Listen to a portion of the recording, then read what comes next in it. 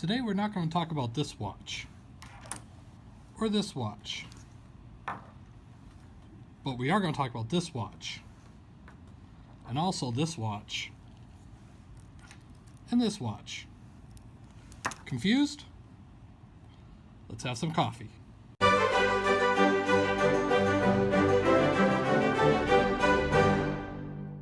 How's it going, everybody? Today on Coffee Break Reviews, where I do reviews of various items on my coffee break, I figured we'd talk about the Apple Series 2 watch that I've been wearing recently and tell you my experiences about it. I'm not going to go too in-depth. You can find 1,000 videos on YouTube if you really want in-depth, every nook and cranny about it. But I'm going to tell you my experience and how it relates with a couple other watches. This one here and this other smartwatch here that I've used in the past. So sit back and enjoy. Alright, so first, I'm not going to go too in-depth on these other watches, but we do need to talk about them a little bit so you can understand where I'm coming from. Why not an Apple Watch right away, you're saying? Well, I have to put it frankly, I'm not an Apple guy. I use an iPhone for my work, but really, I'm an Android type of guy. My whole household is on Android. So, when I was looking at smartwatches, I kind of steered away from Apple. So the first one that I went to was actually one that's not even here. It was called a Meta Watch, but that's not really around anymore. Second one is the one called Pebble. Now, you may not have heard of Pebble, unless you really follow the tech industry, but really they were one of the first smart watches out there. And it was a Kickstarter project, started on a Kickstarter, and it was a very simple watch. E-ink display, I'm sorry that it's not charged, I haven't used it in quite a long time, but e-ink display, meaning like sort of the old Kindles, where it sort of just refreshes, very battery efficient, only uses battery when it refreshes. This battery would last a week. Also, it was very friendly to the development community. You have people that can make an app for this very, very quickly, very, very easily, and I could do anything on this watch. I could run my home automation system, I can check flights, I can do almost anything I wanted to on this watch. Now, quality, is it the best quality? No, it's plastic. It's kind of got these big buttons that stick out, but really, it was a cheap watch and it performed flawlessly. It really did good, and I ran this watch all the way to the ground. What happened to Pebble now? Well, they've been bought out by Fitbit, and sadly, these don't exist anymore. So, that was the Pebble. Second foray into the smartwatch community was these Asus Zenwatch 2. Now, I waited as long as I could possibly get this, and I kept my Pebble going even though when the screen was starting to die, because I waited for something in particular. Android Wear 2.0. The difference with Android Wear 2.0 is it allowed applications to run on the watch without needing sister applications on your phone. So, the big problem with Android Wear initially is you need applications to run on the phone to send information to the watch. Now, Android Wear 2.0 was supposed to solve this, and they kind of went around some things with the way Apple allows applications to be installed. They actually put the Play Store, for those that know Android, the Play Store is the equivalent to the App Store on your iPhone. They put the Play Store on the watch itself, so you can download stuff directly to the watch. Great, I thought. Fantastic. The problem is very, very limited apps still worked on the watch without an accessory app on the phone. So it really didn't work that well. There was not a lot of stuff I could do, and I really felt like it was still just a notification tool only. Really couldn't even do some basic stuff like weather apps. I had a hard time finding an app just to simply tell me what the weather was. So, I ran this for a little while before deciding to upgrade ultimately into a Apple Watch Series 2. So how these all play in part with each other. Believe it or not, I do believe the Pebble watch, as smart watches for what I want to do, which is not just get notifications, but actually run things, the Pebble watch was the gold standard. I could really do anything on it. Android Wear, the OS itself, even though it was on its 2.0 version, still felt clunky. It actually evolved from and Google Glass, which was sort of, if you remember, the sort of spectacle thing that you could put over your eye. And it just had a way of getting to notifications and getting to your information that just felt clunky. And besides that, it just never seemed to pair well and consistently hold a pairing with the iPhone. Now, I know a lot of people that use Android Wear. Trust me, I understand the limitations of using Android Wear on the iPhone. I knew I was never going to get as good as a compatibility with the iPhone that I would with an Android phone. And I went into that knowing that. But it still was very much not a step forward. In fact, it seemed like it was more of a horizontal step. Even though it improved some of the UI, it didn't really allow me to use those apps that I wanted, that I was able to use with the Pebble watch. So, now that we got that aside, let's get into the watch itself. So, like I said, I'm not going to go over every nook and cranny and every single application and all that stuff. There's 100 videos on YouTube that are 30 minutes long. That's not going to really be covered in this. What I do want to highlight is how I found my experience with the first couple of weeks with this watch to sort of give you an idea of if it's good for you. So first of all, comparing the two, oops, sorry about that. Let me just take care of that real quick. All right, so comparing the two, the screen. Now, this is the 42 millimeter iWatch. The Zenwatch is a little bit different. It's a 1.63 inch screen, so the comparison's a little different. And you can't really just tell though, even though the Apple Watch is smaller in size, the screen size is just about the same. The Asus Zenwatch is a little bit taller in the pixels for the screen, but a little bit narrower than the Apple Watch. So the display itself is almost exactly the same, even though the Zenwatch is quite a bit bigger. You can tell the height size difference, and if I put them side by side, the depth difference is just about the same. So when I put on the Apple Watch, I felt it was a little bit small because I'm used to the Zenwatch. Still not a bad size, but still a little bit small.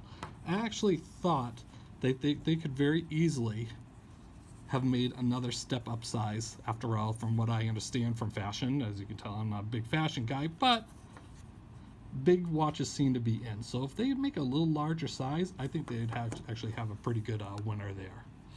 So the display itself, let's talk about the display itself. Let's see if I can turn this display on for you. Apple Watch screen is gorgeous. I do have to say it is fantastic. The blacks are black. I'm not sure what type of display it is, but it is gorgeous. If sort of, you know how when you see a phone display, even though it's black, you can still sort of, you can tell that the screen is on.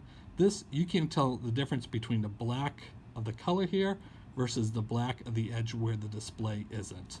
I believe it was an AMOLED display that does that. I'm not sure if this has that type. I used to have that on a Galaxy Nexus a long time ago, made by Samsung. Gorgeous display. Display on the Android Wear, not that good. This display puts that to shame. If the display of ink is maybe a 3, this would be a 5, this would be a 9.75. It really, I do have to say, Apple hit it out of the park with the screen on display. So, size, a little bit smaller, liked, but the screen, absolutely gorgeous. Now let's talk about the band. So, the Apple Watch band, this is what they call the sport band, is a little different. It has this nub, and you put it on, like, put it through a hole, like that. And then you have to take this band and shove it into here, and that's how it sits on you, like that. Now, this band is sort of everything that Apple is can be described with this band. Traditional watch band. Everybody's been wearing bands like this for 10, 20, 30, 40, 50 years. No, everybody knows that band, how to put that band on. Everybody's used to that band. Of course, Apple being Apple has to revolutionize the band. And I'm not saying it's bad. I'm just saying it's different. And did it necessarily need to be like this? Probably not. My first couple of days wearing it, I have to say it was a pain in the neck. Fumbling how to get it on, you flip it right over here, you do this, and then you have to jog your finger around and try and get it in the hole. It was different. After a while, after about a week or so, I did get used to it. I'm able to get it on a little bit quicker. It is nice to take off, but still, really, did it need to be that way? Probably not. It's just Apple doing something different for Apple's sake, I feel like. Changing the band, I haven't done it personally. I do have to say it's a pretty good concept though. You have this little rectangle right here. Actually, never even tried this before, so this is the first time you push in, and then, oh, look at that. The band slides easily on and off. You can swap out your bands.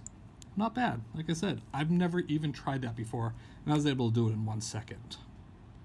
So, this one, the Asus Zenwatch, it does actually have a little easy to change band also. You pull this knob, that retracts the pin, and you're able to slip it out. The difference between these two is this is a standard watch band. You can put a standard band that you can buy anywhere at Walmart if you want onto this watch. Of course, these are not standard bands. You have to buy Apple Watch specific bands and try getting one of them at a good price. So, changing of your style, if you do want to change the style, is going to be a little bit harder with the Apple Watch. And you're probably going to pay a little bit of a premium on it. Let's see, what else can we talk about? So, the usefulness, we'll talk about the apps on here, the usefulness of the apps. I do have some things on here, and I'll try and do this off screen. Unfortunately, one thing that pops up is I do have a password protection. I didn't want it. Unfortunately, my work requires it. I was a little worried though about it, but it seems really that you only need to do it once a day. I think it's doing it a little bit more because of my connection. I'm using the iPhone as the camera, but normally I do it once a day. I'm wearing it and I don't have to do it just when I take it off the charger. Here, so it seems to be working a lot better. It's not as bad as I thought it was going to be. So there are some apps that you can have. You press this, you can get to all these apps. And I've gone through them, and there's some useful ones, some little, yes, not so useful. I'm not really big into fitness, so I'm not really big into the fitness apps. You get the one like the weather, brings up the weather information. This is the AccuWeather app. This one will tell you if it's going to rain within the next like 120 minutes or so. And it's not bad. I'm still going through some of the apps, but they're easy to get to. You can find them easily on the store for your phone, the app store. It'll tell you if it has a companion app available with it. Getting your notifications, very easy. Just swipe down and you can clear them, no problem. Battery life. Let's talk about battery life. So, I talked about battery life for, excuse me, sip of coffee. It's been a while. Throat's starting to get dry. This is coffee break after all. So battery life on the Pebble, believe it or not, a week. That's it. Throw it on a charger once a week. Very battery efficient. That's great. Battery life on the Android Wear, the Zenwatch 2. I really need to charge it every day. Someday I could get a day and a half out of it usually, but really it needed to be on the charger at night. It wouldn't last that second day. Now, the Apple Watch, I've been shocked by the battery. I really have. So I probably put it on, or took it off the charger about 6 hours ago. You see that down in the corner? That's the battery level. 100% after 6 hours? Okay, it's not going to be that. There seems to be some scaling with it where it takes a while for the battery to start displaying the what the true reading is. Normally I've been getting about 30 or so percent battery, maybe 29% battery for a full day. So really you could go easily 3 days on a battery without charging it. The longest I've gone was 2, but I still had, after that 2, I still had about 40% battery left. So I'm guessing about 3 days on the battery with that. Now, I'm not using it for fitness, so I'm not using that aspect. I'm not going on jogs, playing music, using the GPS, all that stuff. So I'm probably a little less battery intensive on it, but it's still a phenomenal battery for a smartwatch. Now, it does have a nice big, all these actually have magnetic chargers. This one is nice and big and round, clips right on here. This one was a little bit smaller, just fit right on here, just clips on. And this one was sort of the same idea, but this one was on the side, clipped. This one worked okay. This one had a nicer, stronger magnet. The problem is that even though it was on and secure, sometimes it would take a minute or two before the watch to register it and to start charging. And there's been times that I've woken up the next day and it didn't charge at all. So even though it was always clipped in and you can feel that magnetic pull, you're still wondering if it was going to charge. This one, haven't had any problem. I actually have a nice little Lego stand that I put it on, and keeps coming up. Lego stand I put it on, bloom, just put it right on top. Big old magnet sucks it right on in, and it charges, no problem at all. All right, so the big thing is the value. Is this watch worth it? And I've watched a lot of reviews, and a lot of people have come to a conclusion when they say, is it worth it? And it's meh. So hopefully I'm going to have a little better help to you than that sort of thing. So do I feel that the Apple Watch Series 2 is worth it? Meh. All right. I know that's probably not what you hoped for, but let me explain to you. First of all, value is very tough to determine. One, because of cost. People's idea of cost are skewed. Some people may find $200 to be very expensive. Some people may find $200 to be very reasonable. Some people look at it compared to high-end watches. Now, you have high-end watches that cost, $10,000, $8,000. Is this what retails for, I believe, $350? I got it less than that on sale, but I believe that's the current retail for it. Is it a value compared to a high-end watch? And do you look at it in that regards? Okay, then it probably is a value. Is it a value compared to this Pebble that I probably got on eBay, I believe, for around $70? It's, when I think of everything I can do with here that actually may still outdo some of the things I could do with the Apple Watch, then it's not too much of a value. So it really depends on how you're looking at it with cost and what your value of the money is. I will have to say that while the Pebble Watch is still the gold standard of all the apps and everything I can do with it, the Android Wear one I think was a definite step back from Pebble on the iPhone. This is a little bit step forward from the Android Wear. So where Android Wear, I would say, was a notification tool, this is a notification tool, plus can do some good things with apps. And this is just, you want to do anything you want on your wrist, you can develop an app for it. So if I could get a Pebble style watch in the craftsmanship of the Apple Watch, I'd be absolutely thrilled. So it really comes down to what you want to expect out of this. I use this watch because I'm in meetings and I don't want to really be pulling out my phone, checking out notifications. I can take a glance at my wrist. It's great. Need quick information on what the weather's going to do? Tap on the screen, boom, get the weather information. A little quick look at that, boom, done. That's really where this watch is going to excel. Is it necessary? I'm not going to come out and tell you, you need this watch. You need to get this watch. You're not going to be complete without this watch. No, it's not necessarily. Is it a companion to your phone?